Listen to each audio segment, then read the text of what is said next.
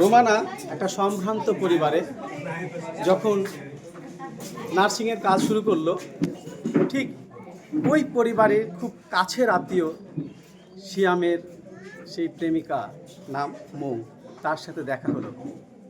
যখন সে জানলো যেটা সিয়ামের বোন রোমানা, তার সাথে কথোপকথন হলো। তখন মৌকে রোমানা জানালো যে তার ভাই সিয়াম ক্যান্সারে আক্রান্ত।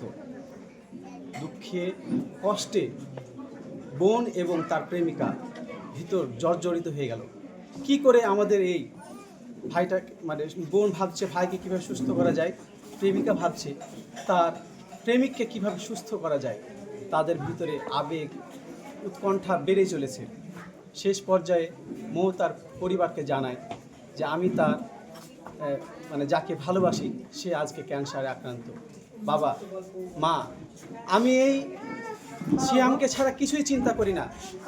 যেভাবে হোক আমার এই প্রেমিককে তোমাদেরকে দেখতে হবে, আমাকে যেভাবে হোক উত্তম চিকিৎসা দিয়ে তাকে সঠিকভাবে চিকিৎসা দিয়ে সেবা দিয়ে তাকে সারিয়ে তুলতে হবে। কথার সাথে কাজের মিল রেখে তার বাবা মা সিয়ামের চিকিৎসার ব্যবস্থা করলো। সাথে রয়েছে তার বোন রুমানা। একত্রিতভাবে দুজনের যে চিকিৎসা, শেষ পর্যায়ে তার বাবা মাও কিন্তু জেনে গেল যে সিয়ামের ক্যান্সার। শেষ পর্যায়ে বাবা মা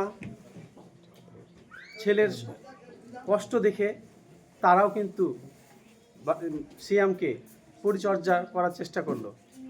এক পর্যায়ে তাদের সিয়াম ভালো হলো এবং মৌ এবং সিয়ামের মিলন হলো, তাদের একটা বাচ্চা হলো। বেশ দীর্ঘ সময় ধরে তারা একটা সংসার গড়ে উঠল। কিন্তু আছে আরেকটা বিষয় রয়ে যায়, রোমানার বয়স বেড়েই চলেছে।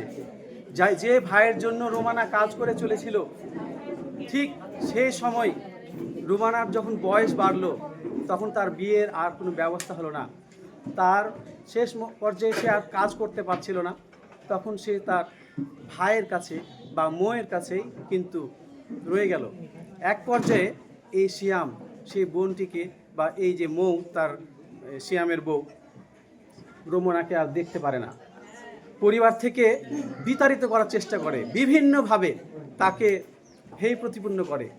তার অতীত ভুলে গেছে, কারণ সে এখন সুখের সংসার গড়েছে। তার ঘরে সন্তান আছে, পরিবার আছে,